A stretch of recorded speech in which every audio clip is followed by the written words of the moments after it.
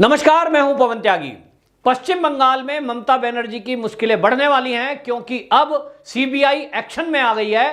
CBI ने 4 टीमें बनाकर और पश्चिम बंगाल को जोन वाइज बांटकर इसकी जांच शुरू की है कि जो कलकत्ता हाई कोर्ट ने आदेश दिया था एनएचआरसी की मांग पर 4 कंपनियां सीआरपीएफ की वहां भेजी गई हैं सुरक्षा के लिए, उनकी सुरक्षा के लिए, जो लोग वहां पीड़ित हैं उनकी सुरक्षा करने के लिए। और जो सीबीआई की टीम जांच के लिए गई हुई है वो ऐसे टीम को 4 इकाइयों में बांटकर सीबीआई की टीम वहां जांच कर रही है, जिसके लिए वो घटनास्थल पर पहुंचे हैं। 9 एफआईआर दर्ज की है और उसमें सीबीआई के 109 अधिकारी शामिल हैं, जिसकी निगरानी ज्वाइंट डायरेक्टर स्तर के लेवल कर रहे हैं। क्योंकि एनएचआरसी ने ही ये कलकत्ता हाई कोर्ट में शंका जताई थी कि जो पुलिस है कलकत्ता की या पश्चिम बंगाल की वो गुंडों के साथ मिली हुई है और वो लोगों को डरा धमका रही है बाकायदा, जिसके कारण बहुत सारे लोगों की तो एफआईआर भी दर्ज पुलिस ने नहीं की है।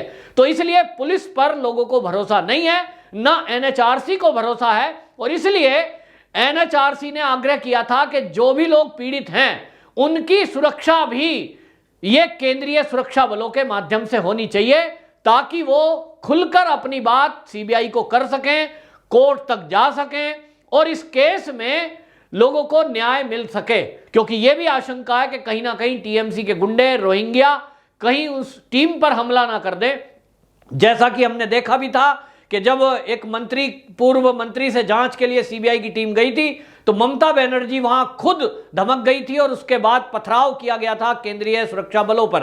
तो इसलिए जांच के लिए ये जो टीम गई है ये अब एक ऐसा एक्शन है जिसके बाद ममता बनर्जी तुरंत घिरती हुई दिखाई दे रही है और जल्द ही ममता बनर्जी के विधायक, पूर्व मंत्री, वर्तमान मंत्री और टीएमसी के गुंडे जेल की सलाखों के पीछे होंगे। आपको बताएं, एनएचआरसी ने एक एप्लीकेशन लगाई थी जब उन्होंने पूरा पश्चिम बंगाल में दौरा किया और उनको जो प्रार्थना पत्र मिले और उन्होंने जो घटने का मौका मुआयना किया और देखा कि किस तरह से लोग हिंसाग्रस्त हुए हैं और उसके बावजूद भी दहशत में है, किस तरह पश्चिम बंगाल की पुलिस वहां टीएमसी के दबाव में है और उस वजह से उनके खिलाफ कार्रवाई नहीं कर पा रही है जो वो हिंसा करने वाले या बलात्कार करने वाले या हत्या करने वाले लोग हैं। और इसलिए मानव अधिकार आयोग ने कलकत्ता हाई कोर्ट को एक एप्लीकेशन में लिखा था कि कम से कम बलात्कार और हत्या के केस की जांच सीबीआई को दी जाए।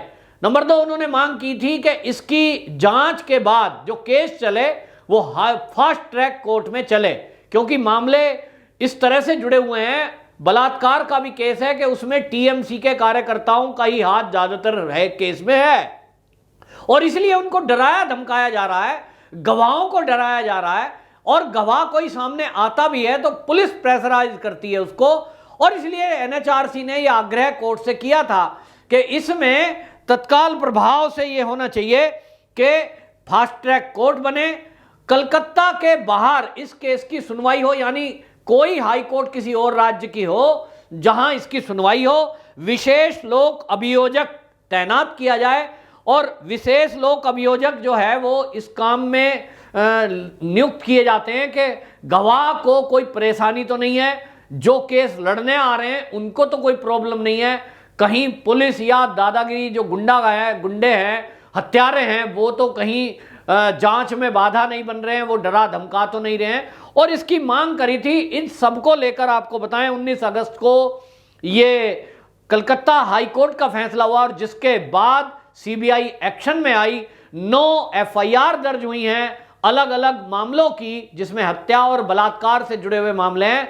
अब सीबीआई इन 9 मामलों के अलावा भी उन सब जगह जाएगी जहां से भी हिंसा या बलात्कार की समाचार घटनाएं महिला आयोग को मिली थी, एनएचआरसी को मिली थी या एससी एसटी आयोग को मिली थी या अल्पसंख्यक आयोग को जो सूचना मिली थी। और आपको बताएं, बहुत सारी एप्लीकेशन, प्रार्थना पत्र और घटनाओं की जानकारी सीधे सीधे राज्यपाल जगदीप धनखड़ जी को भी मिली थी और देश के राष्ट्रपति जी को भी वकीलों ने पत्र लिखे थे। यानी बहुत सारे स्रोत से ये हिंसा की जानकारियां सरकार तक पहुंचाई गई थी।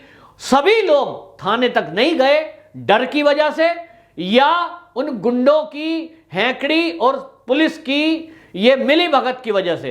अब सीबीआई को यह आदेश हुआ है कि वो उन सब लोगों से मिलेगी जिन्होंने भी कहीं घटना के बारे में जरा कोई जानकारी दी थी, कोई प्रार्थना पत्र दिया था। और जैसा हमने पहले बताया कि घटना में घर जलाना, लूट लेना, लोगों को मारपीट करना, ये तो सैकड़ों घटनाएं हैं।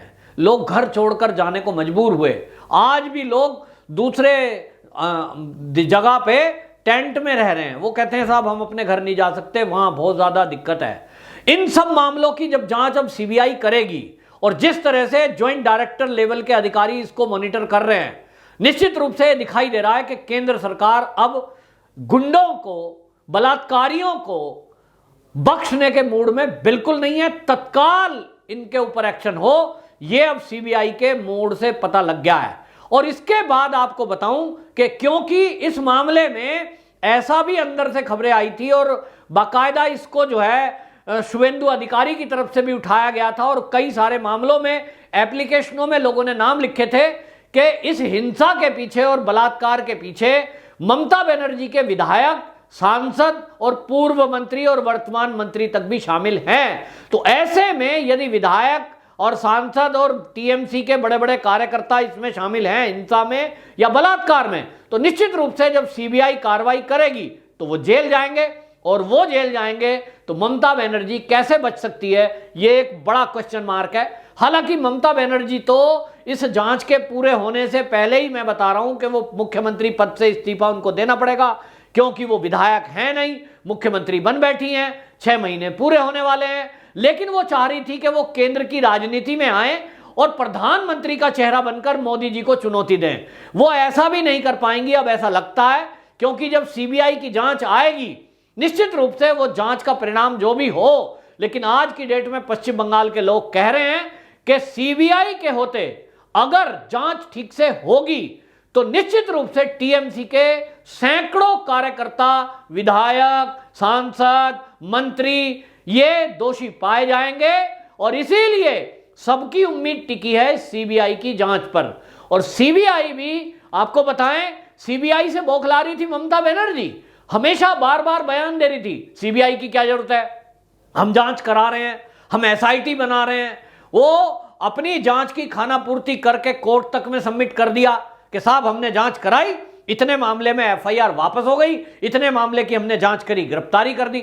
यानी आप बलात्कार के केस को खाली छेड़छाड़ बना दो और उसको कोर्ट में सबमिट करके कोर्ट को यह बता दो कि हमने गिरफ्तारी की है, तो बलात्कार को आप छेड़खानी की छोटी घटना बताकर रफा दफा कराओ, हत्या को आप आत्महत्या बताओ, तो इस तरह से तो न्याय नहीं हुआ। और इसलिए आपको बता रहा हूं कि इसीलिए ये सब जो ममता बनर्जी सोचती थी कि उस तरह से कुछ उनके हिसाब से होगा, वो होने वाला नहीं है। अब ममता बनर्जी की जो मुश्किलें हैं ये निश्चित रूप से सीबीआई की जांच के बाद बढ़ेंगी और सीबीआई की जांच के दायरे में जो लोग आएंगे निश्चित रूप से वो बचने के चांस नहीं है, क्योंकि कलकत्ता हाई कोर्ट ने जिस तरह से इस मामले की गंभीरता को समझा है और इस केस को तत्काल सीबीआई को ट्रांसफर किया है, तो एनएचआरसी की जो मांग है कि ये जो केस की सुनवाई है वो कलकत्ता के कहीं बाहर हो, जैसा कि कहा कि पड़ोस में बिहार में हो सकती है या दिल्ली में हो सकती है, जहां जैसी सुविधा रहेगी। अब ये सीबीआई अपनी जांच में रखेगी, लेकिन एनएचआरसी ने ये कोर्ट के ऊपर छोड़ा है कि कलकत्ता हाई कोर्ट के अलावा किसी अन्य राज्य की हाई कोर्ट में वो केस को ट्रांसफर करेगी तो कहां करेगी। मांग बाहर की है हाई कोर्ट के। और दूसरा, हमने पहले भी देखा है कि कई बलात्कार के केस में यदि अपराधी दबंग टाइप का है या राजनीतिक संरक्षण उसको है, राजनीति से अटैचमेंट है, तो ऐसे मामले में कोर्ट भी फास्ट ट्रैक कोर्ट का आदेश देती है। अब इस मामले की गंभीरता को देखते हुए कलकत्ता हाई कोर्ट इस मामले की भी सुनवाई फास्ट ट्रैक कोर्ट में करवाएगी, ऐसी उम्मीद उनको है जिनके खिलाफ ये हिंसा हुई है, जो पीड़ित लोग हैं। दूसरा, इसमें जिस तरह से सरकार को ये दिखाई दे रहा है सारा कुछ के पश्चिम बंगाल में ममता बनर्जी केवल और केवल कार्रवाई के नाम पर खानापूर्ति कर रही है, क्योंकि कार्यकर्ता टीएमसी के हैं। अपराध में संलिप्त ज्यादातर लोग कलकत्ता में या तो बांग्लादेशी घुसपैठी हैं, रोहिंग्या हैं या टीएमसी के कार्यकर्ता हैं। तो तो ममता बनर्जी और उनकी पुलिस तो उनके साथ खड़ी है और इसलिए डराने धमकाने का काम पहले ही दिन से चल रहा है, जिसके कारण बहुत सारे पीड़ित लोग थाने तक गए नहीं। जो लोग गए उनको डरा धमकाकर वो एफआईआर वापस करा दी गई।